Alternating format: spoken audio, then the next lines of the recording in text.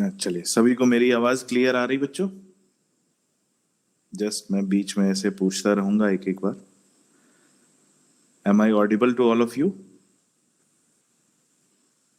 Yes sir. Yes sir. चलो ठीक है, थैंक यू बेटा।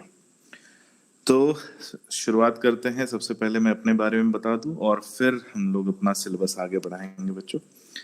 मेरा नाम डॉक्टर आशीष पालीवाल है और मैं पिछले लगभग 11 सालों से नीट और एम्स की जो बच्चे प्रिपरेशन कर रहे हैं उनकी मैं तैयारी करने में मदद करता हूं, उनकी तैयारी करवाता हूं। और मेरे पढ़ाए हुए लगभग 250 से 300 बच्चे लगभग ऑल ओवर इंडिया अभी तक अलग अलग मेडिकल कॉलेजेस में कई पढ़ चुके हैं और कुछ अभी भी पढ़ रहे हैं। तो कुछ हैं कि जो अपनी एजुकेशन कंप्लीट करके डॉक्टर भी बन चुके हैं। और मैं यहाँ आप लोगों को बेटा जूलॉजी, ठीक है, जूलॉजी का जो पोर्शन है हमारा बायोलॉजी का, उस जूलॉजी के पोर्शन को मैं स्टार्ट करूंगा। ठीक है, उसको मैं आप लोगों के साथ लेके चलूंगा और जूलॉजी के उस पोर्शन में हम लोग स्टार्ट करेंगे अपना 11th का जो सिलेबस है। ठीक है, थोड़ा सा आप लोगों से मैं बता दूं कि अब हम किस तरह से क्लासेस लेंगे। तो अपनी जो क्लासेस हैं वो यहाँ पर बेटा अभी मैं गूगल मीट का मीडियम यूज कर रहा हूँ, लेकिन आने वाले क्लासेस में एक दो क्लासेस में मैं भी मेरा जो है जूम जो है वो एक्टिवेट हो जाएगा। अभी वो रिक्वेस्ट पे गया है तो इसलिए एक्टिवेट नहीं हो पाया, इसलिए अपन गूगल मीट पे ले रहे हैं। तो मोड अपना यही रहेगा, एक कैमरे में आप जो है मुझे देख सकते हो। मैं आप लोगों को दिखाई दे रहा हूँ? Yes sir. यस ठीक है, एक एक एक स्क्रीन में आप मुझे देख सकते हो और दूसरी जो स्क्रीन है उसमें मैं अपना जो इंस्ट्रूमेंट है मेरा वो शेयर करता हूँ। और मेरा थोड़ा सा टेक्निकली कुछ चीज़ों को मैं इन्वॉल्व करता हूँ अपने जो है टीचिंग में, कुछ एनिमेशंस को इन्वॉल्व करता हूँ। डिपेंड करता है कौन सा टॉपिक पढ़ा रहे हैं, उस टॉपिक के अकॉर्डिंग मैं एनिमेशन, इमेजेस और जो डेटा है, और कभी कुछ ऐसा डेटा है जो हमें अगर लेटेस्ट निकालना है तो मैं यहीं पर आप लोगों के सामने उसको नेट से भी उसको सर्च करके या उसको अप्रोच करके वो आप लोगों से शेयर कर सकता हूँ। ठीक है, तो थोड़ा सा मेरा एक इंटरेक्टिव टीचिंग वे रहता है जो आप लोगों को, मुझे उम्मीद है कि थोड़ा सा भी अलग लगेगा, लेकिन आप लोग इसको एंजॉय बहुत करोगे बच्चों। ठीक है, ये पूरा एकदम इसकी गारंटी है, आप लोग इस टीचिंग को आप एंजॉय बहुत करोगे, ये पूरी एक गारंटी। ठीक है, तो मुझे उम्मीद है कि अब हम स्टार्ट करते हैं अपना जूलॉजी का पोर्शन। ठीक है, एक्चुअली बच्चों बायो में अगर हम बात करें या नीट में हम लोग बात करें तो नीट में जूलॉजी बॉटनी दोनों अलग अलग नहीं होते हैं,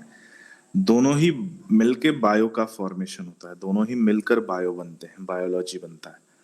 और हमारा जो नीट का सिलेबस है उसमें थोड़ा सा मैं बायो से रिलेटेड आप लोगों से कुछ एक डिस्कशन करके फिर इसको आगे लेके चलूंगा कि हमारा नीट का जो सिलेबस है उसमें अगर हम बात करें तो 180 क्वेश्चंस टोटल आते हैं, जिसमें से 90 क्वेश्चंस बच्चे हमारे बायोलॉजी से आते हैं। ठीक है, जस्ट अ सेकंड, एक नॉइज आ रहा, मैं इसको कैंसिल कर दूं।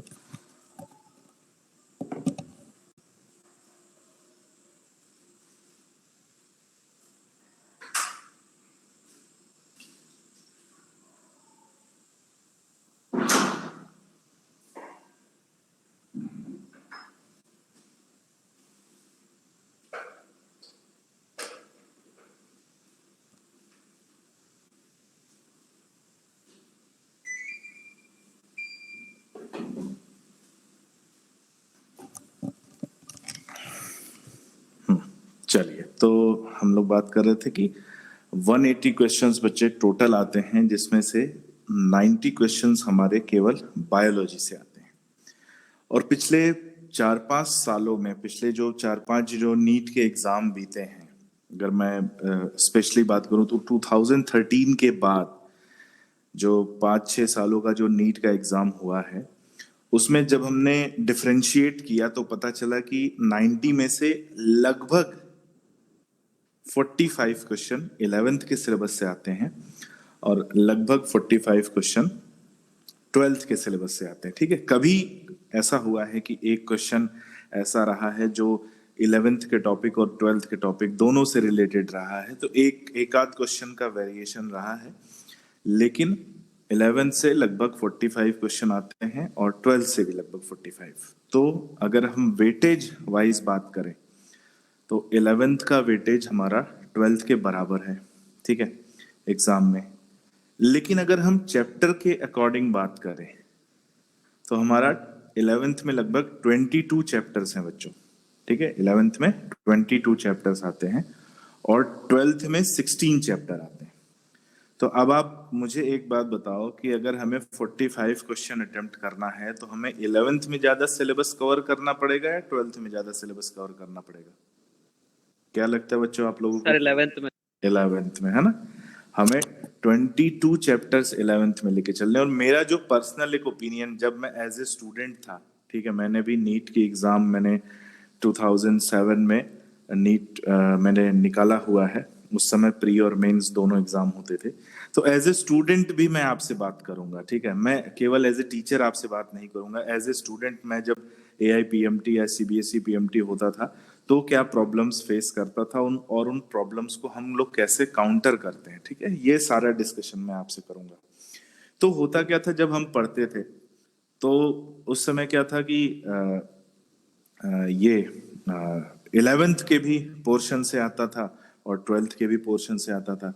तो 11th के पोर्शन से हमें 22 क्वेश्चन 22 चैप्टर जो है कवर करने पड़ते थे और 12th में जाएंगे तो हमें 16 चैप्टर मिलेगा। और जब हम इनके लेवल को जब हम कंपेयर करेंगे तो भी हमें पता चलेगा कि 11th के जो चैप्टर्स हैं वो 12th से ज्यादा लेंदी हैं, ज्यादा डिफिकल्ट हैं और ज्यादा कॉम्प्लिकेटेड भी हैं। ठीक है, और सिलेबस भी ज्यादा है। तो कुल मिलाकर अगर हमें बेटा नीट का जो एग्जाम है, अगर उसको हमने को अपने को फर्स्ट अटेम्प्ट में बोला जाए, अगर पहले अटेम्प्ट में बहुत अच्छे से क्लियर करना है, एकदम मतलब 12th के साथ साथ अपनी रैंक के साथ क्लियर करना है, तो हमें फर्स्ट डे से 11th को बहुत सीरियसली लेके चलना पड़ेगा। ठीक है, और ये 11th की ये बहुत बड़ी खूबसूरती है, ये 11th की बहुत बड़ी इंपॉर्टेंस है। तो 11th का सिलेबस लेके हमें चलना है और जूलॉजी में हम लोग स्टार्ट कर रहे हैं। 11th का जो सिलेबस है वो स्टार्ट कर रहे हैं एक चैप्टर से जिसका नाम है स्ट्रक्चरल ऑर्गेनाइजेशन इन एनिमल्स। ठीक है, कंफ्यूज होने की बात नहीं है। ये आप चैप्टर जो है ना, ये 9th क्लास में पढ़ चुके हो, इसमें कंफ्यूज होने वाली बात नहीं है कि सर ऐसा कैसा नाम दिख रहा है, स्ट्रक्चरल ऑर्गेनाइजेशन इन एनिमल्स। ठीक है, हमने 9th क्लास में पढ़ा हुआ है, लेकिन अब हम 11th में आ गए और 2 साल पहले की पढ़ी हुई बात हम भूल चुके हैं। तो ये जो चैप्टर है स्ट्रक्चरल ऑर्गेनाइजेशन इन एनिमल्स, इसके 2 पार्ट हैं बेटा। ठीक है, इसके 2 पार्ट हैं। एक पार्ट को हम लोग बोलते हैं एनिमल टिश्यू। ठीक है, क्या बोलते हैं? Animal tissue. और दूसरा एक पार्ट आता है जिसमें हम स्पेसिमेंस को डिस्कस करते हैं। उसके लिए कोई अलग सा नाम नहीं है, उसमें हम मॉर्फोलॉजी बोल सकते हैं, एनिमल मॉर्फोलॉजी, लेकिन उसमें हम स्पेसिमेंस को डिस्कस करते हैं। हमारे सिलेबस में, हमारे नीट में 2-3 और एनिमल्स दिए हुए हैं। एक कॉकरोच दिया हुआ है, एक अर्थवर्म दिया हुआ है, एक फ्रॉग दिया हुआ है। और नीट के कोर सिलेबस में केवल कॉकरोच है, लेकिन जनरल कैरेक्टर में वो दोनों पार्ट है, यानी अर्थवर्म और फ्रॉग भी पूछते हैं। तो दूसरा जो पार्ट आता है वो है स्पेसिमेन वाला पार्ट, उसको हम आगे देखेंगे। अभी हम जो स्टार्ट कर रहे हैं वो स्टार्ट कर रहे हैं हम लोग एनिमल टिश्यू यानी स्ट्रक्चरल ऑर्गेनाइजेशन इन एनिमल्स का पार्ट 1। ठीक है, स्ट्रक्चरल ऑर्गेनाइजेशन इन एनिमल्स का पार्ट 1 हम लोग स्टार्ट कर रहे हैं। और इस पार्ट 1 में हम लोग किसके बारे में डिस्कस करेंगे? एनिमल टिश्यू के बारे में डिस्कस करेंगे। लेकिन एनिमल टिश्यू को देखने से पहले, एनिमल टिश्यू के बारे में पढ़ने से पहले, ठीक है, हम लोग पहले जानते हैं कि एनिमल्स और प्लांट्स में टिश्यू के लेवल पे कुछ डिफरेंसेस पाए जाते हैं। ठीक है, एनिमल्स को जब हम प्लांट से कंपेयर करेंगे तो हमें कुछ डिफरेंसेस मिलते हैं। ठीक है, क्या डिफरेंसेस मिलते हैं और क्या हमें इसमें चैप्टर में पढ़ना है, ये बड़ा इंपॉर्टेंट है। हमने 9th क्लास में एनिमल टिश्यू पढ़ा है बच्चों, या टिश्यू केवल इसके नाम से चैप्टर था 9th क्लास में, अगर याद होगा आपको कभी? सबने Yes, sir. है ना, टिश्यू अपन ने पढ़ा हुआ, बस हमें वही पढ़ना है, बस उसी का थोड़ा एक लेवल ऊपर पढ़ना है, ठीक है? पढ़ना अपने को एनिमल टिश्यू है, बस उसी का एक लेवल हम ऊपर लेके चलेंगे कि यहाँ पर 11th में आने पर क्या चीजें फोकस फोकस किन पॉइंट्स पर हो जाता है, एनसीईआरटी कौन से पॉइंट्स पर डिस्कस करता है, ठीक है? और स्ट्रिक्टली हम लोग बेटा एनसीईआरटी को ही लेकर चलेंगे, ठीक है? एनसीईआरटी को क्यों लेकर चलेंगे उसको मैं आपको आज की क्लास के एंड में बताऊंगा, ठीक है? कि हम लोग एनसीईआरटी को फोकस क्यों करके चलेंगे। तो हम लोग सबसे पहले स्टार्ट करते हैं भाई स्ट्रक्चरल ऑर्गेनाइजेशन इन एनिमल्स, और इस चैप्टर के नाम को समझने की कोशिश करते हैं। हम एज ए ह्यूमन अगर हम बात करें तो वी बिलोंग टू एनिमल्स, हम एनिमल्स को ही बिलोंग करते हैं, और हमारी बॉडी अलग अलग तरह के कंपोनेंट से बनती है, ठीक है? अगर हम बाहर से बात करें, मॉर्फोलॉजिकली बात करें, तो हमारी स्किन है और बॉडी के अलग अलग पार्ट्स हैं, हेड है, ठीक है, थोरैक्स है, ट्रंक है, एब्डोमेन, लेग्स, हैंड, ये सब पाए जाते हैं बॉडी के बाहर। लेकिन जब हम इंटरनल लेवल पे बात करेंगे, जब इनसाइड लेवल पे बात करेंगे, तो हमें अलग अलग तरह के इंटरनल स्ट्रक्चर्स मिलेंगे, और यहाँ पर उन्हीं इंटरनल स्ट्रक्चर्स को हमें स्टडी करना है। तो जो इंटरनल स्ट्रक्चर्स मिलते हैं वो बेसिकली क्या होते हैं बेटा? ऑर्गन और टिश्यू होते हैं। तो यहाँ पे हमें जो पढ़ना है वो ऑर्गन्स और टिश्यू को ही पढ़ना है, और उनके फंक्शन को पढ़ना है, कि जिससे हमें ये पता चलेगा कि हमारी बॉडी किस तरह के इंटरनल स्ट्रक्चर से बनी हुई है, ठीक है? हमारी बॉडी किस तरह के इंटरनल स्ट्रक्चर से बनी हुई है। इस टॉपिक की इंपॉर्टेंस क्या है? इस टॉपिक को पढ़ने से पहले मैं आप लोगों को इसकी इंपॉर्टेंस बताऊं। इसकी इंपॉर्टेंस जानना बहुत जरूरी है। इसकी इंपॉर्टेंस है, हम जब टिश्यू पढ़ते हैं तो हमें मेडिकल साइंस में इसका कहाँ कहाँ यूज होता है, मैं आप लोगों से थोड़ा 1-2 मिनट लूंगा, जिससे आप लोगों को इस टॉपिक की गंभीरता, ये कितना इंपॉर्टेंट टॉपिक है, ये पता चल जाएगा। फॉरेंसिक का नाम सुना है आप लोगों ने? फॉरेंसिक, ऐसा कुछ नाम सुना है? फॉरेंसिक, क्यों बच्चों? आवाज आ रही है? आप लोग बोल सकते हो यस सर, नो सर। कभी ऐसा देखा होगा, वो सीआईडी वगैरह वाले जो सीरियल आते हैं उसमें वो बोलते हैं इसको लैब में टेस्टिंग के लिए भेजो, ये डेड बॉडी मिली है, ये उसकी उंगली मिली है, ये उसका कान मिला है। ऐसा कुछ देखा है आप लोगों ने कभी सीआईडी का जो? Yes, sir. है ना? तो जब आप फॉरेंसिक की स्टडी करोगे, तो सपोज करो किसी की डेड बॉडी मिल गई, ऐसा होना नहीं चाहिए लेकिन मान लो कई बार ऐसा होता है, कुछ ऐसे क्राइम होते हैं, किसी की डेड बॉडी मिली या किसी की बॉडी का कोई टुकड़ा मिला, तो हम इस चैप्टर को पढ़ने के बाद ये पहचान कर सकते हैं कि ये बॉडी का टुकड़ा या ये ऑर्गन का टुकड़ा बॉडी के किस पार्ट का है, ठीक है? तो फॉरेंसिक में इसका एक बड़ा इंपॉर्टेंस रोल आता है। लेकिन उसके अलावा हम बात करेंगे, इसके अलावा रोल आता है बेटा पैथोलॉजी में। पैथोलॉजी में किस में रोल आता है? हम जब कैंसर के डिटेक्शन की बात करते हैं, ठीक है, जब हम कैंसर या और भी जो कैंसर से रिलेटेड डिजीजेस की जांच की बात करते हैं, हम जब ब्लड टेस्ट की बात करते हैं, ठीक है, तो वो सारी चीजें यहीं से शुरू होती हैं, यहीं से उनका बेसिक कॉन्सेप्ट होता है। हम जब कैंसर को स्टडी करते हैं तो कैंसर को स्टडी करने का तरीका क्या है? कैंसर को स्टडी करने का तरीका है कि जिस बॉडी ऑर्गन में कुछ ऐसा स्वेलिंग वगैरह डेवलप हो रहा है, तो उसकी एक पतली सी स्लाइस को माइक्रोस्कोप में स्टडी किया जाता है।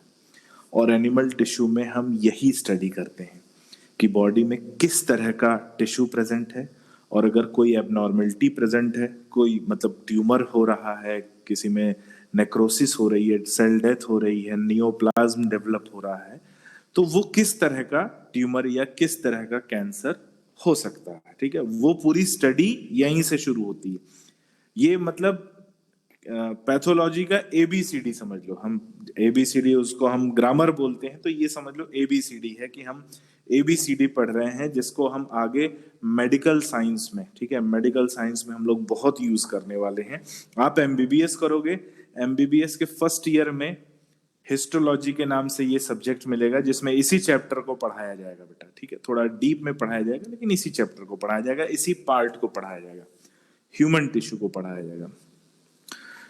तो शुरुआत करते हैं हम लोग टिश्यू से। आप लोग इसको नोट भी करते चलिएगा, ठीक है, नोट करते चलिएगा और स्क्रीनशॉट लेते चलिएगा, ठीक है। जैसे ही अपना चैप्टर कंप्लीट होगा मैं ये पूरी जो नोट्स हैं अपने, ये आपको एज ए पीडीएफ के फॉर्म में शेयर कर दूंगा, जिससे आप फिर उस नोट्स को यूज कर सकते हो, जैसे चाहो आप वैसे यूज कर सकते हो, ठीक है।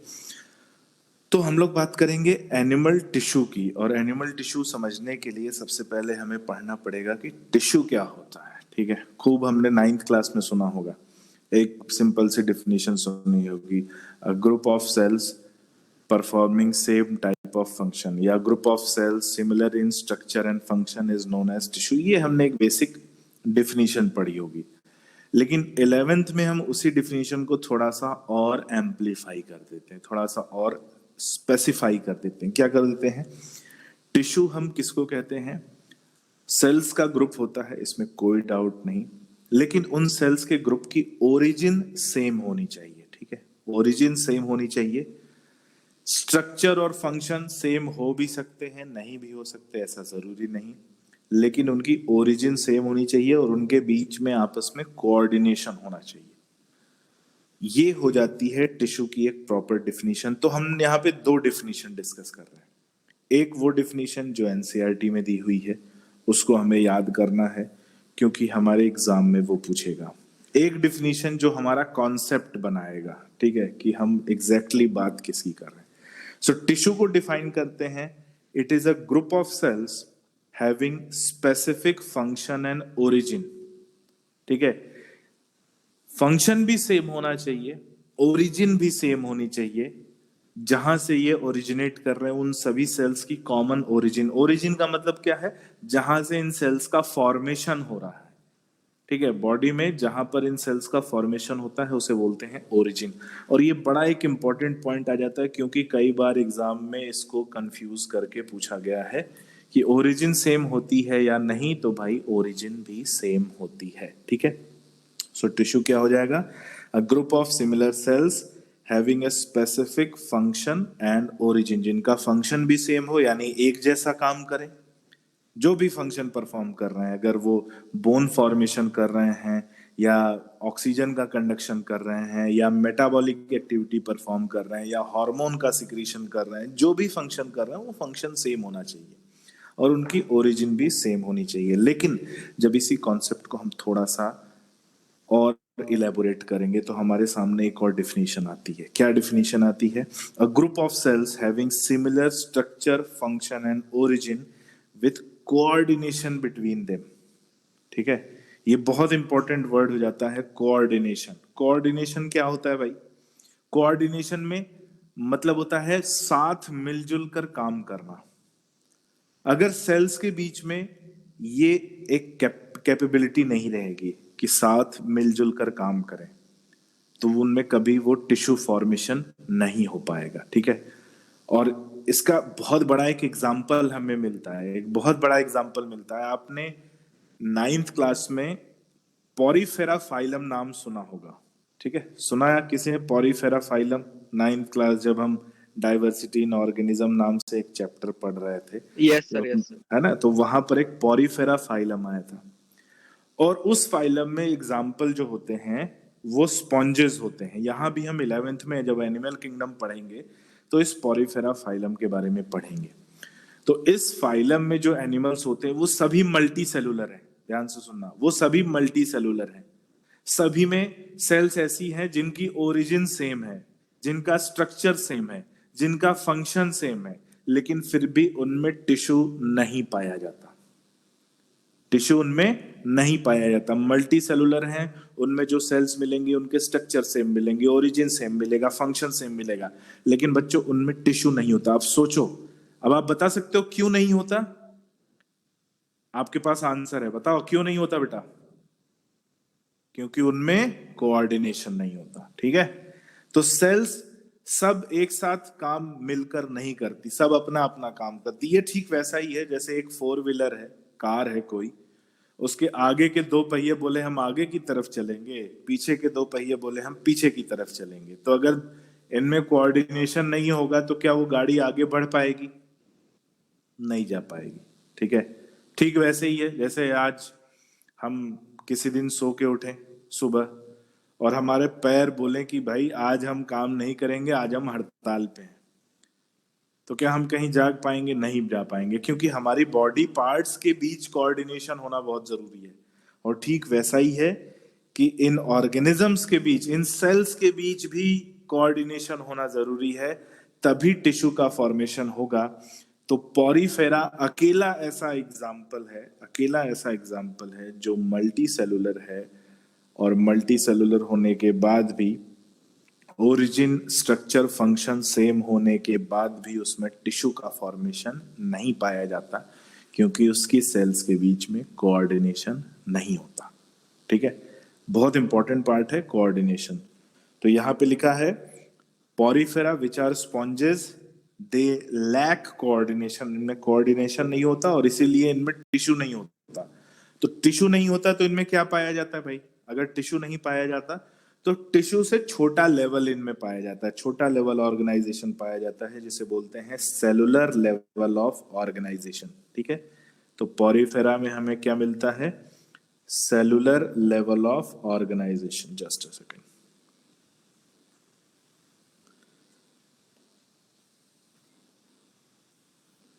Cellular level of organisation.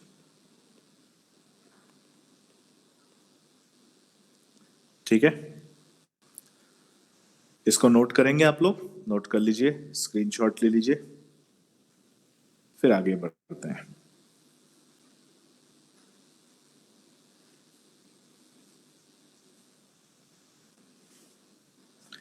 देखो बच्चों, थोड़ा सा मैं चाहूंगा अपनी जो क्लासेस हैं, ऑनलाइन क्लासेस हैं, आप लोग थोड़ा सा कुछ एक इंटरेक्ट करने का आप प्रयास करो, क्योंकि जब ऑफलाइन क्लासेस चलती हैं तो बात अलग रहती है, लेकिन जब ऑनलाइन क्लासेस चलती हैं तो हमें अपनी प्रेजेंस थोड़ी दिखानी पड़ती है कि हम एक पॉजिटिव वे में इंटरेक्ट कर रहे हैं।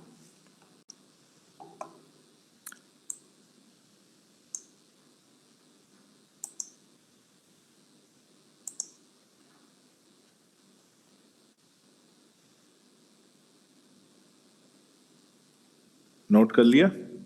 चलो आगे बढ़ते हैं।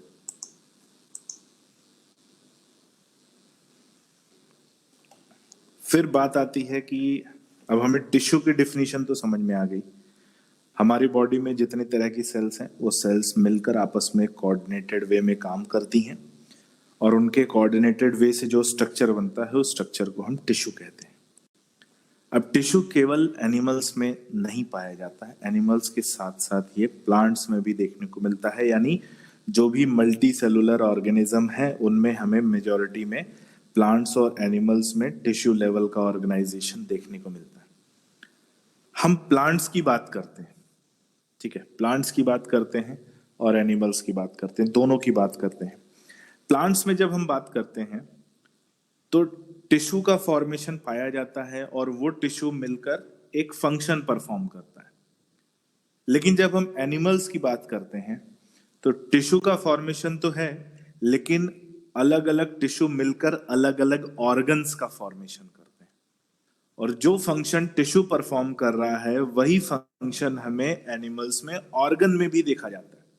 ठीक है, जैसे अगर हम बात करें हमारी जो लिवर सेल्स हैं, ठीक है, लिवर की सेल्स हैं, और या हमारे जो थायराइड ग्लैंड है, तो थायराइड ग्लैंड है, वो उसकी सेल्स मिलकर काम करती हैं और थायरॉक्सिन हार्मोन सिक्रीट करती हैं, और यही थायरॉक्सिन हार्मोन का सिक्रीशन थायराइड ग्लैंड का भी फंक्शन हमें मिलता है। तो यानी टिश्यू जो काम कर रहा है, जो फंक्शन टिश्यू परफॉर्म कर रहा है, वही फंक्शन उस टिश्यू से बना हुआ ऑर्गन भी रिप्रेजेंट करता है। लेकिन प्लांट्स में ऐसा नहीं है। प्लांट्स में ऐसा नहीं है, क्यों नहीं है भाई? प्लांट्स में टिश्यू का फॉर्मेशन तो पाया जाता है, बट ऑर्गन्स का फॉर्मेशन प्लांट्स में नहीं पाया जाता है। ठीक है, ऑर्गन्स का फॉर्मेशन नहीं होता है, लेकिन एनिमल्स में टिश्यू और ऑर्गन्स दोनों का फॉर्मेशन होता है। तो एनिमल्स के केस में जब हम टिश्यू की स्टडी करते हैं तो वो एक अलग ब्रांच हो जाती है बायोलॉजी की, और जब हम ऑर्गन्स की स्टडी करते हैं तो वो अलग ब्रांच हो जाती है। जैसे एनिमल्स में अगर हम बात करें, if we study about tissue, then the science is known as histology. So study of animal tissue, yeah, study of tissue in animals is known as histology. But if we study about internal organs, if we study about organs, then that will be known as anatomy. तो animals में ये जो internal structure है ये दो branches का formation करता है, एक स्टडी ऑफ टिश्यू का जिसे हम हिस्टोलॉजी कहते हैं, और एक स्टडी ऑफ इंटरनल स्ट्रक्चर्स का या स्टडी ऑफ ऑर्गन्स का जिसे हम एनाटॉमी कहते हैं।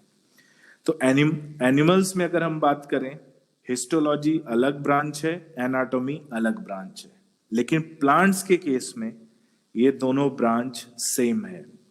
प्लांट्स में ऑर्गन्स का फॉर्मेशन पाया नहीं जाता, तो जो इंटरनल स्ट्रक्चर होता है वो टिश्यू से ही बनता है। तो प्लांट्स के केस में प्लांट एनाटॉमी और plant tissue all is same, दोनों सेम है, ठीक है। एनिमल्स में दोनों अलग हैं, एक हिस्टोलॉजी एक एनाटॉमी है। प्लांट्स में दोनों सेम है। प्लांट्स में जो हिस्टोलॉजी है वही एनाटॉमी है, क्योंकि प्लांट्स में ऑर्गन्स का फॉर्मेशन नहीं पाया जाता। प्लांट्स में हायर लेवल पे जितना भी हाई है टिश्यू का फॉर्मेशन मिलता है, ठीक है। टिश्यू मिलकर ऑर्गन्स नहीं बनाते, किसके अंदर? प्लांट्स के अंदर। एनिमल्स के अंदर टिश्यूज आपस में मिलकर ऑर्गन्स का फॉर्मेशन करते हैं। तो जब हम दोनों की स्टडी की बात करते हैं तो एक साइंटिस्ट थे जिनका नाम है एन ग्रू, ठीक है। एक साइंटिस्ट है जिनका नाम है एन ग्रू। एन ग्रू वो साइंटिस्ट हैं जिन्होंने प्लांट टिश्यू या प्लांट एनाटॉमी को स्टडी किया, ठीक है। ये वो साइंटिस्ट है जिन्होंने प्लांट टिश्यू या प्लांट एनाटॉमी को स्टडी किया, एन ग्रू। और प्लांट क्लासिफिकेशन या प्लांट एनाटॉमी के क्लासिफिकेशन के बारे में उन्होंने अपनी डिटेल स्टडी दी है। किसने दी है? एन ग्रू ने। तो एन ग्रू में प्लांट एनाटॉमी को ही हम क्या बोलते हैं? स्टडी ऑफ टिश्यू, प्लांट्स के केस में। एनिमल्स के केस में एनाटॉमी और हिस्टोलॉजी दोनों अलग है। हम आज जो यहाँ पढ़ने वाले हैं वो पढ़ने वाले हैं बेटा हिस्टोलॉजी, ठीक है। Histology, study of tissue is known as histology. अब फिर बात आती कि ये टिश्यू वर्ड कहां से आया। तो टिश्यू वर्ड की ओरिजिन की बात करें तो एक साइंटिस्ट थे जिनका नाम है बाइकैट, ठीक है। कुछ लोग बिकैट बोलते हैं, कुछ लोग बाइकैट बोलते हैं, मैं बाइकैट बोलता हूँ, ठीक है। तो एक साइंटिस्ट थे जिनका नाम है बाइकैट। इन्होंने ही ये टर्म प्रपोज किया था। कौन सा टर्म प्रपोज किया था? टिश्यू टर्म जो है ये प्रपोज किया था किसने? बाइकैट ने। सो बाइकैट एक साइंटिस्ट थे जिन्होंने हिस्टोलॉजी को स्टडी किया और टिश्यू वर्ड दिया था group of cells performing same structure and function and having common origin को। एक और साइंटिस्ट है जिनका नाम है मार्सेलो मालपिजी। ये थोड़े ज्यादा इंपॉर्टेंट है, ठीक है। मार्सेलो मालपिजी ने टिश्यू की डिफिनीशन दी। जो हम डिफिनीशन अभी पढ़े हैं, ये डिफिनीशन किसने दी हुई है? मार्सेलो मालपिजी ने दी हुई है। तो ये थोड़ा इनका कंट्रीब्यूशन ज्यादा मिलता है, क्योंकि इन्होंने ना केवल डिफिनीशन दी, ना केवल कॉन्सेप्ट समझाया, बल्कि टिश्यू को क्लासिफाई भी किया। इन्होंने बताया कि एनिमल बॉडी में कितने तरह के टिश्यू होते हैं, कैसे होते हैं, प्रॉपर क्लासिफिकेशन और प्रॉपर डिटेल स्टडी करी। किसने करी? मार्सेलो मालपिजी को।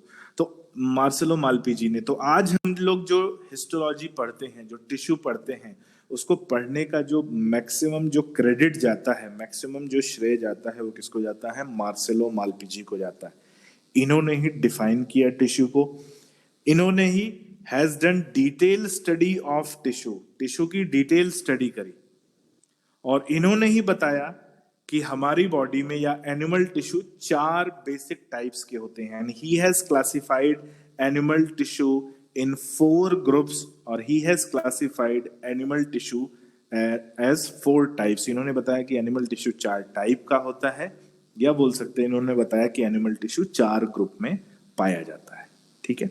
सो इसको भी हम देखते हैं कौन कौन से वो टिश्यू हैं, कौन कौन से वो टाइप्स हैं जो एनिमल टिश्यू में पाए जाते हैं अकॉर्डिंग टू मार्सेलो मालपिजी, जिन्होंने इसकी डिटेल स्टडी करी। तो इसको नोट कर लीजिए, फिर हम आगे बढ़ते हैं बेटा। यहां तक किसी को कुछ डाउट हो, कुछ अगर कंफ्यूजन हो तो बेटा आप बिना हेजिटेशन के पूछ सकते हो।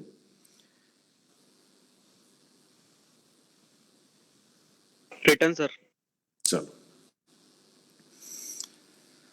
अब बात करते हैं कि बॉडी में कितने टाइप के टिश्यू पाए जाते हैं।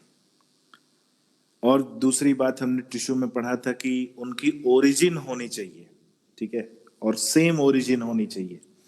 तो यहाँ पे जो सेम ओरिजिन की बात होती है बच्चों, बड़े ध्यान से सुनना, ये बहुत इंपॉर्टेंट वर्ड है जो आगे भी हमारे अगले साल के चैप्टर्स में, इस साल के चैप्टर में अलग अलग जगह पर ये यूज आएगा।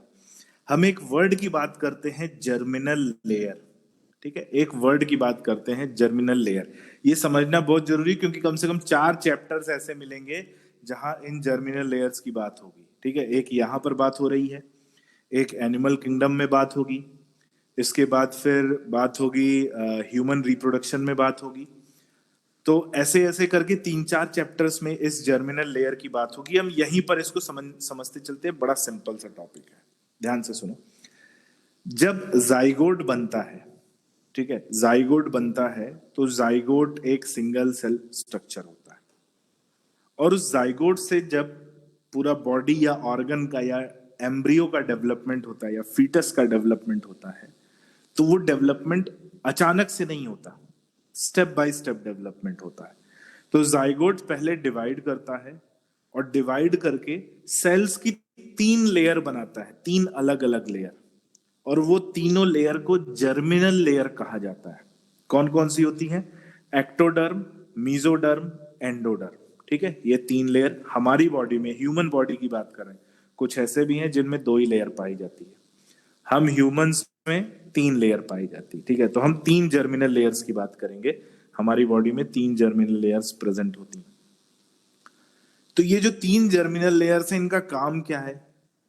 सबसे पहले तो यही लेयर है, यही सेल्स की लेयर है जो जाइगोट में डेवलपमेंट या जाइगोट में डिवीजन से बनती हैं। और बॉडी में जितने भी ऑर्गन्स हैं, जितने भी बॉडी पार्ट्स हैं, उन सभी अलग अलग ऑर्गन्स और सभी अलग अलग बॉडी पार्ट्स का फॉर्मेशन इन्हीं जर्मिनल लेयर से होता है। चाहे हम किसी भी ऑर्गन, किसी भी बॉडी पार्ट की बात कर लें, बॉडी का सारा ऑर्गन, सारा बॉडी पार्ट किसी ना किसी जर्मिनल लेयर से बना हुआ है, इसीलिए इनका नाम जर्मिनल लेयर है। और ऑर्गन्स के फॉर्मेशन को ऑर्गेनोजेनेसिस कहा जाता है। तो ये जर्मिनल लेयर क्या परफॉर्म करती है भाई? They perform organogenesis. ऑर्गेनोजेनेसिस का मतलब the process of formation of organs, ठीक है। ऑर्गेनोजेनेसिस का मतलब the process of formation of organs. Embryo development के समय, ठीक है, बर्थ से पहले जब एम्ब्रियो डेवलप होता है तो उसमें अलग अलग ऑर्गन्स बनते हैं, और वो ऑर्गन्स इसी जर्मिनल लेयर से बनते हैं। कितनी होती हैं? 3 होती हैं, एक्टोडर्म, मीजोडर्म, एंडोडर्म। और बॉडी में जो टिश्यू पाए जाते हैं, जो टिश्यू बनते हैं, वो इन्हीं जर्मिनल लेयर से बनते हैं। तो जो ओरिजिन की बात हो रही थी, अगर हमने पिछले स्लाइड में जो ओरिजिन की बात कर रहे थे, इनकी ओरिजिन सेम होनी चाहिए। तो ओरिजिन की जो बात हम कर रहे थे, वो इन्हीं जर्मिनल लेयर की बात कर रहे थे कि इनकी ओरिजिन किस जर्मिनल लेयर से है, ठीक है। From which germinal layer these tissues have been originated. और 4 तरह के टिश्यू जिसकी बात मार्सेलो मालपिजी ने करी थी, वो कौन कौन से हैं? पहला एपिथेलियल टिश्यू, दूसरा कनेक्टिव टिश्यू, तीसरा मस्कुलर टिश्यू, और चौथा न्यूरल टिश्यू या नर्वस टिश्यू भी कहते हैं। ये 4 तरह के टिश्यू हमारी बॉडी में या ह्यूमन या किसी भी एनिमल में पाए जाते हैं। किसी भी एनिमल, ऐसा नहीं कि केवल ह्यूमन में। इसके अलावा 5वां कोई भी टिश्यू किसी भी एनिमल में नहीं होता है। यही 4 तरह के टिश्यू होते हैं, और इस पूरे एनिमल टिश्यू में हमें इन्हीं 4 टिश्यूज के बारे में पढ़ना है। यही 4 के बारे में पढ़ लेंगे। हमारा कम से कम नीट एग्जाम की मैं बात करूं, नीट एग्जाम में ज्यादा नहीं बोल रहा, नीट एग्जाम की बात करूं तो एनिमल टिश्यू पोर्शन से बेटा, एनिमल टिश्यू पोर्शन से बच्चे 3 क्वेश्चन आते हैं, ठीक है। 3 क्वेश्चन, कम से कम 2 आएंगे, ज्यादा से ज्यादा 3 आएंगे, ठीक है। 3 क्वेश्चन आते हैं। वो 3 क्वेश्चन कई बार इतने इजी होते हैं कि अगर हमने एक बार भी पढ़ा हुआ है तो हम आसानी से कर लेंगे, ठीक है। तो हमें एक बार पढ़ना इसको बहुत जरूरी होता है। और बहुत सिंपल सिंपल लल्लू टाइप के क्वेश्चन आते हैं एकदम, ठीक है, एनिमल टिश्यू से बोला जाए, लेकिन हमें पढ़ना जरूरी है और स्पेसिफिक स्टडी करना जरूरी है और थोड़ा सा अपने ऊपर कॉन्फिडेंस रखना जरूरी है, ठीक है। तो 4 तरह के टिश्यू कौन कौन से? Epithelial tissue, connective tissue, muscular tissue और न्यूरल टिश्यू। अब इन चारों टिश्यू का नाम तो सुन लिया, काम भी सुन लेते हैं, क्या काम करते हैं।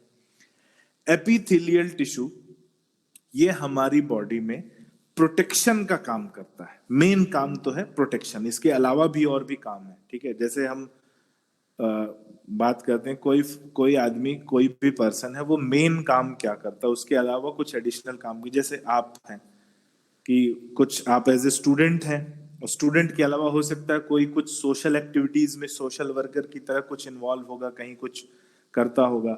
तो कुछ होता ना कि एक हमारा मेन काम होता है और एक हमारा एडिशनल काम होता है। तो यहां पर एपिथेलियल टिश्यू का एक मेन फंक्शन है, और मेन फंक्शन है प्रोटेक्शन, बॉडी की कवरिंग बनाना, बॉडी को प्रोटेक्ट करना। कहां से प्रोटेक्ट करता है? बाहर से भी प्रोटेक्ट करता है और अंदर से भी, यानी ये बॉडी की आउटर कवरिंग भी बनाता है और इनर कवरिंग, इसीलिए इसका नाम पड़ा है एपिथेलियम। एपिथेलियम का मतलब अपॉन द सरफेस, डिस्कस करेंगे आगे। और ये एपिथेलियल टिश्यू प्रोटेक्शन करता है। दूसरा है कनेक्टिव टिश्यू। नाम से समझ में आता है इसका कुछ कनेक्शन है। किससे कनेक्शन है? तो बॉडी के अलग अलग पार्ट्स को आपस में कनेक्ट करता है। बिना इसके हमारे बॉडी पार्ट्स आपस में कोऑर्डिनेशन स्टैब्लिश ही नहीं कर पाएंगे, और वो बहुत इंपॉर्टेंट काम हो जाता है किसका? कनेक्टिव टिश्यू का। तो इसका मेन फंक्शन है ये बॉडी के अलग अलग पार्ट्स को आपस में कनेक्ट करता है। दूसरा थर्ड आता है मस्कुलर टिश्यू। मस्कुलर टिश्यू क्या है? ये वो टिश्यू है जो मसल्स को बनाता है, या हम बोल सकते हैं muscles are made up of muscular tissue. और मसल्स किसके लिए रिस्पॉन्सिबल होती हैं भाई? मूवमेंट के लिए, ठीक है, मूवमेंट एंड लोकोमोशन के लिए। अगर बॉडी के अंदर ही अंदर मसल्स काम कर रही हैं तो उसे मूवमेंट कहा जाएगा। बॉडी के बाहर अगर मसल्स काम कर रही हैं जिससे हमारी बॉडी अपनी पोजीशन बदलती है तो उसे लोकोमोशन कहा जाएगा, ठीक है। तो मूवमेंट और लोकोमोशन के लिए रिस्पॉन्सिबल होता है मस्कुलर टिश्यू। और फिर फोर्थ आता है न्यूरल टिश्यू। न्यूरल टिश्यू क्या है? बॉडी के सभी ऑर्गन्स को, सभी टिश्यूज को एक साथ काम करने के लिए सिग्नल्स भेजता है और उनसे सिग्नल रिसीव करता है। तो इसे बोलते हैं कंट्रोल एंड कोऑर्डिनेशन, ठीक है। न्यूरल टिश्यू का जो फंक्शन है उसको कहते हैं कंट्रोल एंड कोऑर्डिनेशन। तो ये 4 टिश्यू फिर से एक बार रिकॉल कर लेते हैं। एपिथेलियल टिश्यू मेन काम है प्रोटेक्शन, बॉडी की कवरिंग बनाता है, आउटर कवरिंग भी बनाता है, इनर कवरिंग भी बनाता है। लेकिन इसका मतलब ये नहीं कि इसके अलावा जो काम है वो कम इंपॉर्टेंस वाले हैं। इसके अलावा जो बाकी जो अदर फंक्शंस हैं वो भी बहुत इंपॉर्टेंट हैं। जैसे कि रिप्रोडक्शन को परफॉर्म करने में एपिथेलियल टिश्यू का बड़ा एक इंपॉर्टेंट रोल है। गैसियस एक्सचेंज में, सब्सटेंसेस के एक्सचेंज में इसका बहुत इंपॉर्टेंट रोल है, डिस्कस करेंगे हम लोग। तो एपिथेलियल टिश्यू का मेन काम और एडिशनल काम जो है वो दोनों ही सभी के इंपॉर्टेंट है। Connective tissue, muscular tissue. Connective tissue body के अलग अलग बॉडी पार्ट्स को आपस में कनेक्ट करता है, एक साथ बाइंड रखने की कोशिश करता है जिससे वो एक साथ मिलकर काम कर सके। मस्कुलर टिश्यू, वही बात हमने बोला कि मूवमेंट के लिए रिस्पॉन्सिबल होता है। Neural tissue control and coordination के लिए रिस्पॉन्सिबल होता है, जो चैप्टर हमने अभी अभी क्लास 10th में पढ़ा था बच्चों, कंट्रोल एंड कोऑर्डिनेशन, नाम सुना था? Yes sir, yes sir. तो वो जो control and coordination that has taken place due to action of nervous tissue या न्यूरल टिश्यू, ठीक है। अब ये टिश्यू की ओरिजिन कहां से होती है और ये बॉडी में कितने पाए जाते हैं, ठीक है, कितना परसेंटेज होता है बॉडी में? भाई पहली बात हम बोले कि अगर हमारा एनिमल टिश्यू है तो पूरा ये चारों मिलके 100% टिश्यू बनाएंगे। और इनकी ओरिजिन कहां से होगी? अगर हम एपिथेलियल टिश्यू की बात करें तो इनकी ओरिजिन तीनों जर्मिनल लेयर से होती है। थोड़ा सा एपिथेलियल टिश्यू एक्टोडर्म से बनेगा, कुछ एपिथेलियल टिश्यू मेसोडर्म से बनेगा, कुछ एंडोडर्म से बनेगा। So epithelial tissue originate from all the 3 germinal layer, ठीक है, और इसका परसेंटेज कितना हो जाता है भाई? हम बोलते हैं लगभग 15% पाया जाता है। कितना बॉडी में? 15%। 15% ना करके हम इसको 10% बोलते हैं, ठीक है, ये 10% पाया जाता है। तो बॉडी में जितना भी टिश्यू है उसमें से 10% एपिथेलियल टिश्यू होता है और इसकी ओरिजिन एक्टोडर्म, मेसोडर्म और एंडोडर्म तीनों से होती है। दूसरा है कनेक्टिव टिश्यू। ये बॉडी में मोस्ट अबंडेंट अमाउंट में पाया जाने वाला टिश्यू है, सबसे ज्यादा अमाउंट में पाया जाने वाला, ठीक है। अगर हम परसेंटेज वाइज बात करें तो बॉडी में सबसे ज्यादा अमाउंट में पाया जाने वाला, और एक बात, इसके बहुत सारे टाइप्स हैं। तो एक तो मोस्ट अबंडेंट है और मोस्ट डाइवर्सिफाइड भी है। डाइवर्सिफाइड मतलब इसके अलग अलग बहुत सारे टाइप्स देखने को मिलते हैं जो अलग अलग तरह से कनेक्टिव टिश्यू का या कनेक्शन एस्टेब्लिश करने का काम करते हैं। तो most abundant and most diversified, ये दोनों का क्रेडिट, दोनों का श्रेय किसको जाता है? कनेक्टिव टिश्यू को। कितने पाए जाते हैं भाई बॉडी में? 50%, ठीक है। तो ये पॉइंट हम लोग लिखेंगे कि नीचे कनेक्टिव टिश्यू को मैं सीटी करके लिखूंगा, आप भी आदत डाल लीजिएगा, जहां भी सीटी लिखूंगा या सीटी लिखा हुआ रहेगा वो कनेक्टिव टिश्यू है। तो connective tissue is most abundant and most diversified.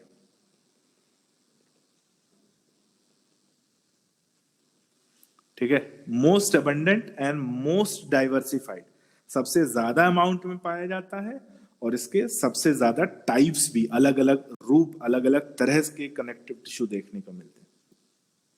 तीसरा आता है मस्कुलर टिश्यू। इसका परसेंटेज कनेक्टिव टिश्यू से थोड़ा कम होता है, लेकिन बहुत ज्यादा कम नहीं होता, लेकिन फिर भी कितना? 30%। बॉडी में जितना भी हमारे बॉडी का वेट है, अगर हम बात करें तो नॉर्मली उसका 30% होता है कनेक्टिव टिश्यू, उसका 50% होता है 50% होता है कनेक्टिव टिश्यू और 30% होता है मस्कुलर टिश्यू। कनेक्टिव टिश्यू की ओरिजिन कहां से होती है? Only and only from mesoderm. तो जितने भी कनेक्टिव टिश्यू हैं इन सभी की ओरिजिन केवल और केवल मेसोडर्म से होती है। वहीं मस्कुलर टिश्यू की ओरिजिन मैक्सिमम अमाउंट तो मेसोडर्म से होता है, but some of the muscular tissue originate from endoderm also, ठीक है। तो इनकी ओरिजिन भी कहां से होती है? थोड़ा सा एंडोडर्म से, मेजर पार्ट मेसोडर्म से बनता है। और फिर आता है न्यूरल टिश्यू या नर्वस टिश्यू। आप बता सकते हो इसका परसेंटेज क्या मिलेगा बच्चों? बहुत आसानी से, इतनी मैथ्स आनी चाहिए अपने को, है ना? कितना होगा? 10%। Very good. तो ये हमें मिलेगा 10%, और इसकी ओरिजिन कहां से? एक्टोडर्म से। Only and only from ectoderm. बहुत फेमस क्वेश्चन है ये। एक फेमस क्वेश्चन मैंने आपसे डिस्कस किया, most abundant tissue and most diversified tissue. दूसरा फेमस क्वेश्चन की ओरिजिन कहां से होगी, जो क्वेश्चन पूछा जाता है। तीसरा फेमस क्वेश्चन कि न्यूरल टिश्यू या नर्वस टिश्यू की ओरिजिन कहां से होती है, कई बार एग्जाम में पूछा गया है, ठीक है। तो इसको ध्यान से दिमाग में बिठा लेना। 10% एंड ओनली ओरिजिनेट फ्रॉम, अच्छा यहां पर भी पूछता है और इसको नर्वस सिस्टम में भी पूछता है, ठीक है, कि नर्वस सिस्टम कहां से ओरिजिनेट होता है। अब बोलेंगे सर नर्वस सिस्टम का तो लिखा नहीं है। भाई न्यूरल टिश्यू ही तो नर्वस सिस्टम बनाएगा, तो जहां से न्यूरल टिश्यू ओरिजिनेट होगा वहीं से नर्वस सिस्टम ओरिजिनेट होगा, और दोनों की ही ओरिजिन कहां से होगी? एक्टोडर्म।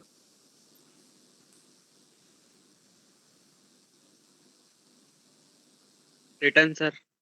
चलो अब जरा देखते हैं भाई कौन कौन से टिश्यू हैं जो अभी हमने सुने और कहां कहां ये पाए जाते हैं। थोड़ा सा ओवरव्यू, एक डायग्राम से हम लोग आइडिया लेते हैं। सबसे पहले देखते हैं किसके बारे में? एपिथेलियल टिश्यू के बारे में। अब यहां पर हम देखेंगे एपिथेलियल टिश्यू, तो हमें मिलता है कि ये कहां पाया जाता है। तो लिखा हुआ है लाइनिंग ऑफ गैस्ट्रोइंटेस्टाइनल ट्रैक।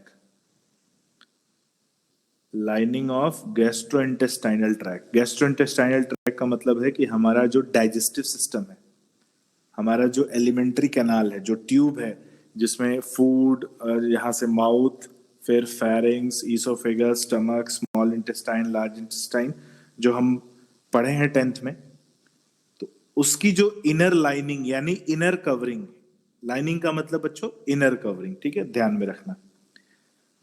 हमने बोला था ना एपिथेलियल टिश्यू आउटर कवरिंग भी बनाता है, इनर कवरिंग भी बनाता है। इनर कवरिंग को हम लाइनिंग बोलते हैं। तो लाइनिंग वर्ड जहां भी यूज आएगा इसका मतलब होगा कि ये बात कर रहा है किसकी, इनर कवरिंग की बात कर रहा है। तो इनर लेयर या इनर कवरिंग ऑफ हमारा जो हॉलो ऑर्गन्स जो भी बॉडी में प्रेजेंट है या जो भी ट्रैक प्रेजेंट है, track and other hollow organs.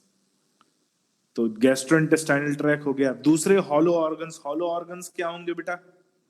Hollow organs blood vessels हो गई, ब्लड वेसल्स भी हॉलो हैं। यूटेरस हो गया, फेलोपियन ट्यूब हो गया, ठीक है, ये सभी हॉलो है। यूरेटर हो गया, यूरिनरी ब्लैडर हो गया, ये सभी किसी न किसी एपिथेलियल टिश्यू से कवर्ड पाए जाते हैं। हॉलो ऑर्गन्स में यही पाए जाते हैं। इवन अगर हम बात करें तो हमारा ब्रेन के अंदर भी हॉलो कैविटी प्रेजेंट होती है, जिन्हें वेंट्रिकल या लेटरल वेंट्रिकल कहते हैं। और ब्रेन के अंदर जो हॉलो कैविटी होती है वो भी एपिथेलियल टिश्यू से कवर होती है। हमारी बोन्स की अगर हम बात करें, बोन्स, हमारे हेड जो बोन है, हमारा स्कल है, स्कल बोन के अंदर भी छोटी छोटी कैविटीज पाई जाती हैं, जिन्हें साइनस कहते हैं। साइनस नाम सुना है आपने कभी? Sinus no sir.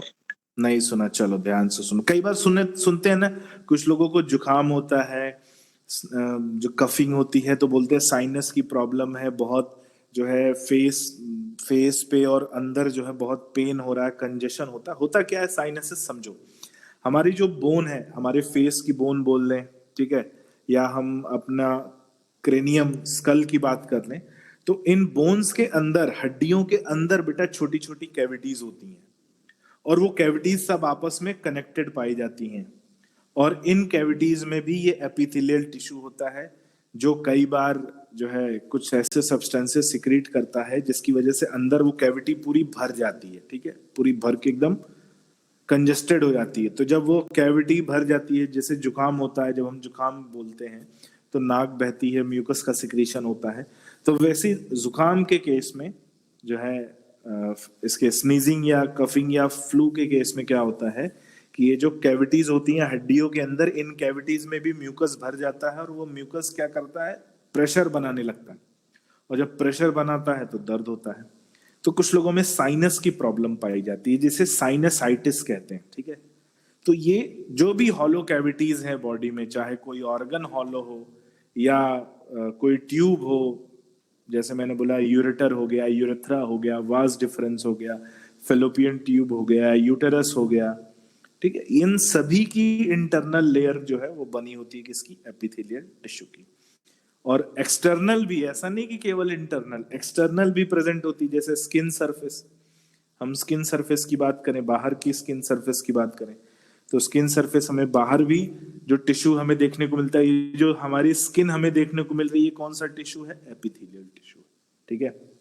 तो आउटर कवरिंग या आउटर लेयर भी बनाता है, इनर भी बनाता है। इसके टाइप्स कई हमें देखने को मिलते हैं, वो हम आगे डिस्कस करेंगे, लेकिन यहाँ थोड़ा सा देख लेते हैं। एक हमें दिख रहा है सबसे पहले simple squamous epithelium, simple squamous एक हमें दिख रहा है, सिंपल स्क्वैमस। उसके बगल में हमें दिख रहा है सिंपल क्यूबॉइडल। यहाँ पे स्क्वायर शेप की सेल्स दिख रही हैं, स्क्वायर शेप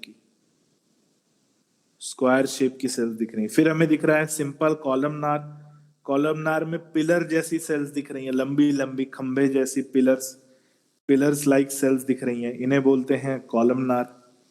और इन पिलर लाइक सेल्स के बगल में हमें दिख रही हैं कौन सी, सीलिएटेड कॉलमनार, ठीक है, सीलिएटेड कॉलमनार यानी ऐसी कॉलमनार सेल्स जिनके ऊपर हेयर्स लाइक ब्रिस्टल्स पाए जाते हैं। जैसे पैरामीशियम, अगर आपको याद होगा, पैरामीशियम में छोटे छोटे बहुत सारे हेयर लाइक प्रोजेक्शंस या हेयर लाइक ब्रिस्टल्स, बाल के जैसे छोटे छोटे बाल पाए जाते हैं, वैसे यहाँ पर भी ये हेयर लाइक ब्रिस्टल्स पाए जाते हैं, जिन्हें हम सीलिया बोलते हैं। तो यहाँ पे हमें सीलिएटेड एपिथेलियम जो है वो सिलिएटेड कॉलमनार एपिथेलियम देखने को मिलता है। ठीक है, तो ये हो जाता है किसका टाइप, किसका, एपिथेलियल टिश्यू का एक ओवरव्यू अभी देख रहे हैं। डिटेल स्टडी अभी हम करेंगे। पहले हमने जो 4 टाइप्स देखे। दूसरी हम अगर बात करें तो कनेक्टिव टिश्यू को देखो। कनेक्टिव टिश्यू भाई बॉडी में प्रेजेंट होता है। हमने बोला कि मोस्ट एबंडेंट, सबसे ज्यादा अमाउंट में और सबसे ज्यादा अलग अलग टाइप्स, सबसे ज्यादा डाइवर्सिफाइड। तो क्या क्या एग्जाम्पल मिलता है, हमने सुना हुआ है 9th क्लास में, टेंडन नाम का कुछ सुना हुआ। क्या होता है अभी मैं आपको आगे बताऊंगा।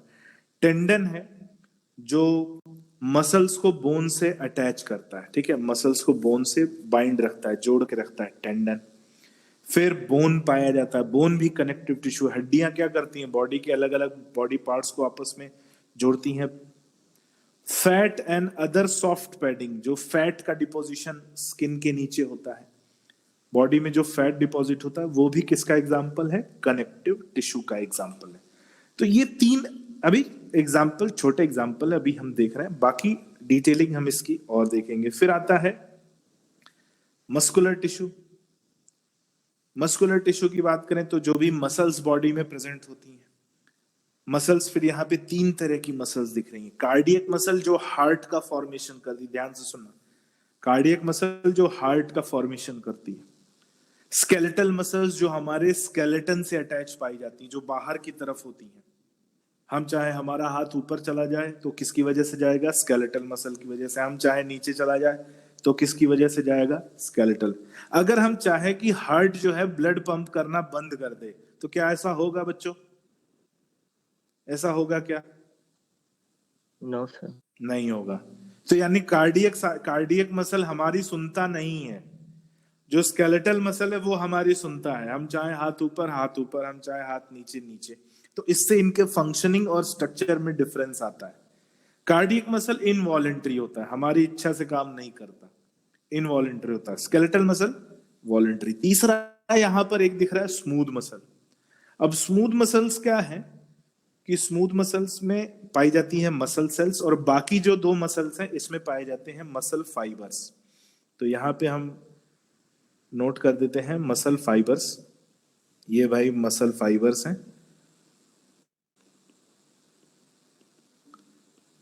ठीक है, तो मस्कुलर टिश्यू में पाए जाते हैं, सॉरी, कार्डियक और स्केलेटल में पाए जाते हैं मसल फाइबर्स। स्मूथ मसल्स में फाइबर्स नहीं होते, स्मूथ मसल्स में मसल सेल्स होती हैं। अब ये स्मूथ मसल कहाँ पाई जाती है तो मैं आपको आज बता रहा हूं, आगे जब पढ़ाऊंगा डिटेल में तो वहां पर पूछूंगा भी। हमारे इंटरनल जो मूवमेंट होता है, हमारी जो एलिमेंट्री कैनाल है, हमारा ईसोफेगस स्टमक है, उसकी वॉल में मसल्स पाई जाती हैं। वो कौन सी मसल्स हैं, स्मूथ मसल्स। फेलोपियन ट्यूब में, यूटेरस में, यूरेथ्रा में, यहाँ पर आर्टरीज में, वेन्स में पाई जाती हैं कौन सी मसल्स, स्मूथ मसल्स। तो बॉडी में जितना इंटरनल मूवमेंट होता है बच्चों, जितना इंटरनल मूवमेंट होता है, वो पूरा इंटरनल मूवमेंट किसकी वजह से होता है, स्मूथ मसल्स की वजह से होता है। और क्या इंटरनल मूवमेंट हमारी हमसे पूछ कर होगा क्या? क्यों बच्चों, इंटरनल मूवमेंट क्या हमसे पूछ कर होगा? No sir. नहीं होगा। तो ये भी क्या होंगी, ये भी इनवॉलेंट्री होंगी। ठीक है, तो यहाँ पे 2 मसल्स हैं, 2 मसल्स काम कर रही हैं जो इनवॉलेंट्री हैं, और केवल एक ही मसल है जो हमारी विश के अकॉर्डिंग काम करती। तो कार्डियक मसल क्या हो जाएगी, इनवॉलेंट्री। स्मूथ मसल क्या हो जाएगी, इनवॉलेंट्री। और स्केलेटल मसल क्या हो जाएगी, वॉलेंट्री। ठीक है, तो ये 3 मसल्स हो गई जो मस्कुलर टिश्यू में हमें पढ़ना है। 3 ही पढ़ना है, 3 से ज्यादा नहीं पढ़ना, डिटेल हम वहां देखेंगे। फिर आता है नर्वस टिश्यू। नर्वस टिश्यू जो हमारी बॉडी में नर्वस सिस्टम का फॉर्मेशन करता है। नर्वस टिश्यू जो हमारी बॉडी में कंट्रोल एंड कोऑर्डिनेशन को मेंटेन करता है। और ये नर्वस टिश्यू बना होता है किस, क्या क्या बनाता है भाई नर्वस टिश्यू?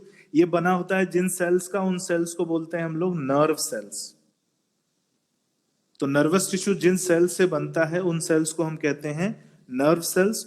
और ये टिश्यू क्या बनाता है, हमारी बॉडी में नर्वस सिस्टम बनाता है बच्चों। नर्वस सिस्टम में क्या क्या मिलेगा, नर्वस सिस्टम में हमारी बॉडी में ब्रेन मिलेगा भाई, ब्रेन याद रखना, ब्रेन मिलेगा। हमारी बॉडी में स्पाइनल कॉर्ड मिलेगा, हमारी बॉडी में नर्व्स मिलेंगी, ठीक है। ब्रेन, स्पाइनल कॉर्ड, नर्व्स, ये तीनों मिलकर हमारा नर्वस सिस्टम बनाते हैं। लेकिन ये तीनों बने किसके होते हैं? ये तीनों ऑर्गन हैं, ठीक है, इनको हम ऑर्गन कंसिडर करते हैं। लेकिन ये बने किसके होते हैं? नर्व सेल्स के बने होते हैं। और नर्व सेल्स मिलकर जो टिश्यू बनाती हैं वो है नर्वस टिश्यू, ठीक है। तो मुझे उम्मीद है ये चारों टिश्यू का आपको एक ओवरव्यू समझ में आया होगा। Yes, इसका sir. स्क्रीन है ना, स्क्रीनशॉट ले लीजिए इसका।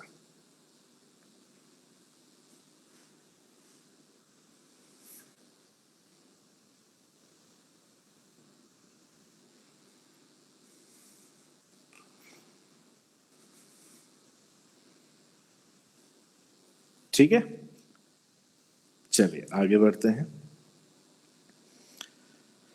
अब सबसे पहले शुरुआत करते हैं पहले टिश्यू की, यहीं से हम लोग आगे शुरू करेंगे भाई। अब थोड़ा सा जो टॉपिक है उस टॉपिक को उठाते हैं, और उस टॉपिक को उठाएंगे तो एक एक पॉइंट को हम लोग डिस्कस करते हुए चलेंगे। सबसे पहले हम लोग डिस्कस करेंगे एपिथेलियल टिश्यू। एपी का मतलब होता है अपॉन, थीलियल का मतलब होता है थीलियम यानी सरफेस। तो ऐसा टिश्यू जो किसी सरफेस के ऊपर प्रेजेंट हो उसे कहते हैं एपिथेलियल टिश्यू, या उसे हम एपिथेलियम भी कहते हैं, ठीक है। बार बार लोग एपिथेलियल टिश्यू बोलना पसंद नहीं करते, वो एपिथेलियम बोलते हैं, ठीक है। तो हम भी आदत सीखेंगे कि एपिथेलियल टिश्यू बोलने से ज्यादा अच्छा है हम एपिथेलियम वर्ड यूज करें। इसके बारे में हमने बता दिया कि किसी भी सरफेस के ऊपर प्रेजेंट होता है। और यहां पर एक कुछ वर्ड मैंने हाईलाइट करके रखे हैं जो आपको समझने में हेल्प करेंगे। ये बोला गया है कि it has a free surface. तो सपोज करो, आप समझो, मैं एक डायग्राम आपको दिखाने की, मेरे हाथ में ये कीबोर्ड है। ये कीबोर्ड सपोज करो एपिथेलियल टिश्यू है, मेरी बॉडी के ऊपर ये प्रेजेंट है। तो क्या इसकी जो बाहर Sir, की your surface, voice is not clear. बेटा अभी आवाज आ रही है बाकी लोगों को? Yes, sir. आ रही है। यस सर, आ रही है। चलो थोड़ा सा बेटा नेटवर्क, मेरी तरफ से तो नेटवर्क की प्रॉब्लम नहीं है क्योंकि मेरा नेटवर्क बहुत स्ट्रांग है। तो थोड़ा सा कोशिश करो कि नेटवर्क थोड़ा सा रिलेट हो। अदरवाइज ये क्लास रिकॉर्ड हो रही है, इसकी मैं रिकॉर्डिंग भी आपको जो है अवेलेबल करा दूंगा, ठीक है। तो हम बात कर रहे हैं कि ये जो टिश्यू है ये मेरी बॉडी की अपर सरफेस पर प्रेजेंट है, ठीक है। अब इसके बाहर वाली सरफेस फ्री है ना बेटा, बाहर वाली सरफेस फ्री है, एयर के कांटेक्ट में होगी, होगी नहीं होगी, है ना। तो जो एपिथेलियल टिश्यू होते हैं इनमें कम से कम एक जो है फ्री सरफेस पाई जाती है। फ्री सरफेस मतलब जो आउटर लेयर बना रहा है उसकी बाहर की सरफेस फ्री है, वो किसके कांटेक्ट में? एयर के कांटेक्ट में है। ऐसे ही जो इनर लाइनिंग होगी, हमारे स्टमक की इनर लाइनिंग होगी, वो इनर लाइनिंग भी फ्री होगी। वो इनर जो ल्यूमेन होगा, अंदर जो खाली कैविटी होगी, उस कैविटी के कांटेक्ट में होगी।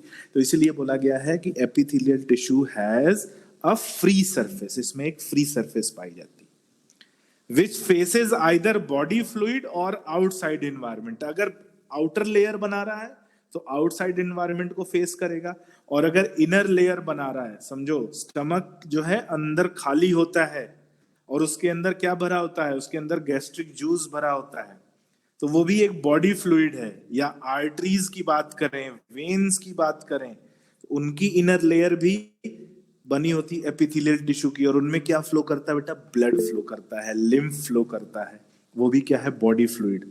तो जो फ्री सरफेस होती है वो या तो एनवायरनमेंट की तरफ होती है, एनवायरनमेंट को फेस करती है, या इनर साइड पे जो बॉडी फ्लूइड पाए जाते हैं उन बॉडी फ्लूइड को फेस करती है, ठीक है। तो ये दो तरह से हमें इसका पहचान कर सकते हैं। दूसरा यहां पे लिखा है कवर्स और लाइन बॉडी और बॉडी पार्ट्स। कवर का मतलब हम एक्सटर्नल कवरिंग की बात कर रहे हैं, और लाइन का मतलब हम इंटरनल कवरिंग की बात कर रहे हैं, ठीक है। कवर का मतलब एक्सटर्नल कवरिंग, लाइन का मतलब इंटरनल कवरिंग। तो ये एक्सटर्नल कवरिंग भी पाई जा सकती है और इंटरनल कवरिंग भी पाई जा सकती है, दोनों पाई जा सकती है। cells are compactly packed with little intercellular matrix. ठीक है, तो सेल्स जो है वो, आप में से किसी ने कुछ मैसेज कुछ चैट में लिखा है क्या? हाँ बेटा, आर्ची, आर्ची बेटा, कभी ऐसा हो सकता है कि नेटवर्क के इशू की वजह से आवाज थोड़ी सी वो हो, तो आप क्या करना ना, मीटिंग में बाहर जाके दोबारा से एंटर करने की कोशिश करना, वो कनेक्ट हो जाएगा, कोई प्रॉब्लम नहीं जाएगी। ठीक है, ओके सर। ओके बेटा। तो यहाँ पे हम बात कर रहे हैं कि कवर और लाइन ऑफ बॉडी पार्ट।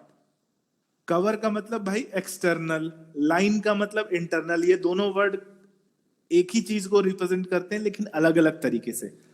ठीक है, हमारी स्किन जो है बाहर से वो कवरिंग है, जो अंदर की लेयर जो म्यूकोजा है वो इनर लाइनिंग है। तो यहाँ पे एक्सटर्नल कवरिंग और इंटरनल कवरिंग दोनों की बात हो रही है। फिर क्या बोला जा रहा है, तीसरा एक इंपॉर्टेंट पॉइंट जो एपिथेलियल टिश्यू के कैरेक्टर को डिफाइन करता है। क्या कैरेक्टर को डिफाइन करता है?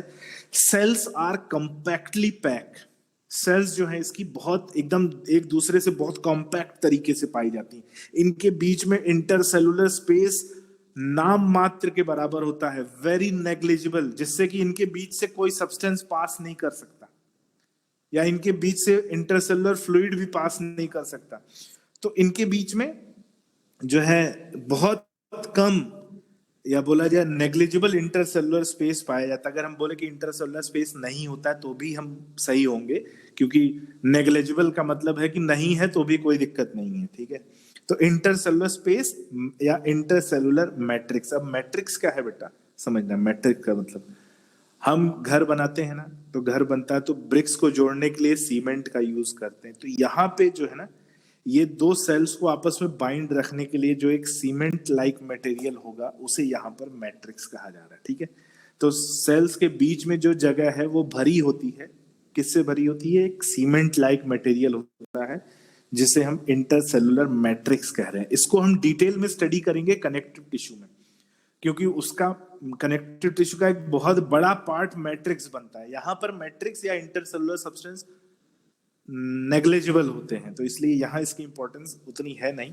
इंटरसेलुलर स्पेस नहीं है, सेल्स बहुत कॉम्पैक्टली पैक हैं, सो मे और मे नॉट बी प्रेजेंट। तीसरी जो बात आ जाती है कि इनमें बड़ा रैपिड सेल डिवीजन पाया जाता है, वो भी एक रीजन है। बात ध्यान से सुनना, ये सेल्स बार बार डिवाइड करती हैं।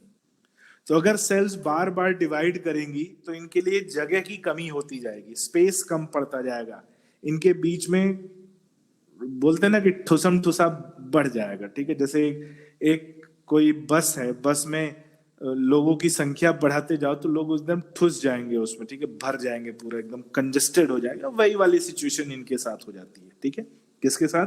एपिथेलियल टिश्यू के साथ। यहाँ पर हम कुछ डायग्राम में देख सकते हैं, डायग्राम को देखेंगे तो समझ में आएगा कि ये नीचे जो है ना, यहाँ पर आप देखेंगे डायग्राम में नीचे की तरफ जो हमें ये रेड कलर का जो पार्ट दिख रहा है, ये अंडरलाइंग टिश्यू है। अंडरलाइंग ये कुछ दूसरा टिश्यू है। इसके ऊपर ये जो सेल्स दिख रही हैं, ये ऊपर इसकी एपिथेलियल सेल्स। तो नीचे जो लिखा हुआ है इसको हम मार्क कर देते हैं। नीचे वाला टिश्यू क्या है? नीचे वाला अंडरलाइंग टिश्यू है। अंडरलाइंग टिश्यू ये कुछ भी हो सकता है, ये मस्कुलर टिश्यू हो सकता है, ये नर्वस टिश्यू हो सकता है, ये कनेक्टिव टिश्यू हो सकता है, ये एपिथेलियल टिश्यू भी हो सकता है। ठीक है, एपिथेलियल टिश्यू अपने ही एपिथेलियल टिश्यू को कवर करे, ऐसा भी हो सकता है। तो नीचे कुछ दूसरा टिश्यू पाया जाता है, ऊपर जो है ये हमें एपिथेलियल टिश्यू मिलता है।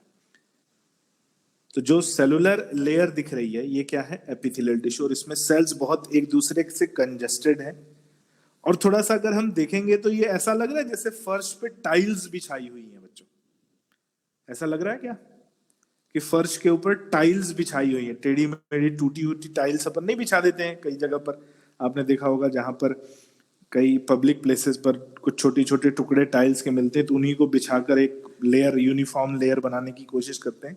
तो इनका अपीयरेंस हमें कैसा दिख रहा है भाई? टाइल्स के जैसा। ठीक है, टाइल्स लाइक, टाइल्स लाइक। और ये मैं इसलिए बोल रहा हूं क्योंकि ये वर्ड इंपॉर्टेंट है, ये वर्ड इंपॉर्टेंट है। टाइल्स लाइक अपीयरेंस पाया जाता है एपिथेलियल टिश्यू में। ठीक है, ये वर्ड इंपॉर्टेंट है, इसलिए इसको याद रखना। ठीक है, चलो इसको आप नोट कर लो। और नोट कर लिया आप लोगों ने?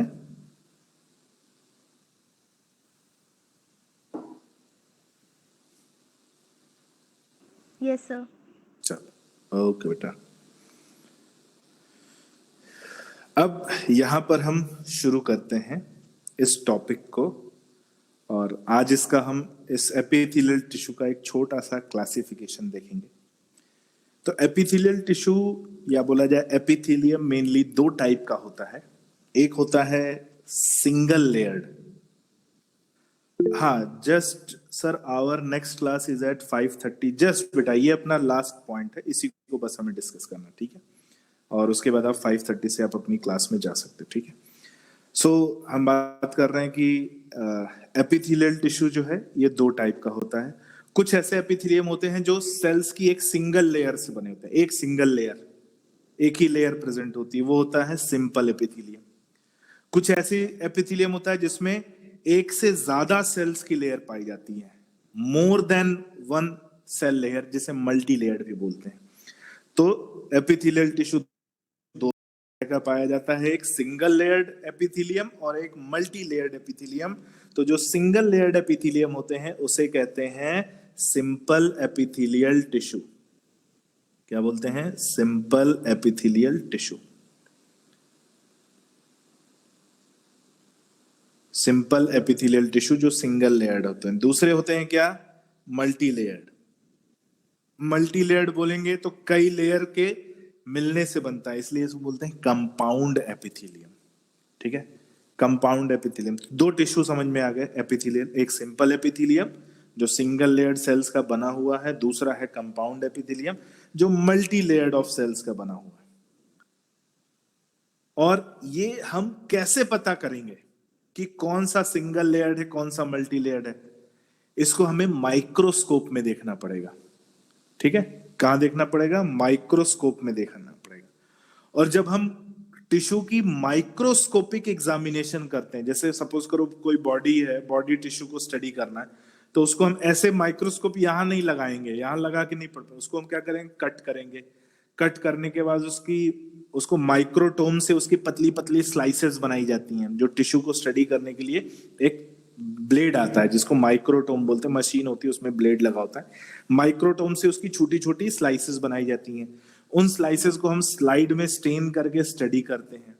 तो ये जो पूरा प्रोसीजर है कि बॉडी से टिश्यू को कट करना, फिर उसको माइक्रोटोम से उसकी पतली स्लाइसेस बनाना, फिर उसको स्टेन करना, स्टेन के बाद जो माइक्रोस्कोप में देखना, और इस पूरे प्रोसीजर को बायोप्सी कहा जाता है, ठीक है? ये मेडिकल डायग्नोसिस का, मेडिकली जांच करने का एक तरीका है बायोप्सी। जैसे कैंसर की जांच करते हैं तो कैसे जांच करते हैं? बायोप्सी से पता चलता है बॉडी में कहीं पर आउटग्रोथ हो रही है, उसको कट करेंगे, कट करके उसकी स्लाइड बना के माइक्रोस्कोपिक एग्जामिनेशन करेंगे, माइक्रोस्कोप से उसको देखेंगे। उस पूरे प्रोसीजर को बच्चों बायोप्सी कहते हैं, ठीक है? याद रखना। टिश्यू एग्जामिनेशन को हम बोलते हैं क्या? बायोप्सी। और ये टिश्यू एग्जामिनेशन कैसे किया जाता है? माइक्रोस्कोप से किया जाता है, ठीक है? इस पूरे प्रोसीजर को बायोप्सी कहते हैं। सो टिश्यू को कट करते हैं और कट करने के बाद उसका माइक्रोस्कोपिक एग्जामिनेशन करते हैं, जिसे बायोप्सी कहते हैं, ठीक है? उम्मीद है ये आपको समझ में आया होगा। आज की क्लास को अपन यहीं बेटा एंड करेंगे, ठीक है? नेक्स्ट क्लास अपनी जो होगी वेंसडे को होगी, और उस वेंसडे की क्लास में हम लोग यहीं से आगे शुरू करेंगे सिंपल या एपिथेलियल टिश्यू को, जिसमें हम लोग सिंपल एपिथेलियल टिश्यू और उसके टाइप्स को देखेंगे, ठीक है? सिंपल एपिथेलियल टिश्यू और उसके टाइप्स को लेकर शुरू करेंगे, ठीक है?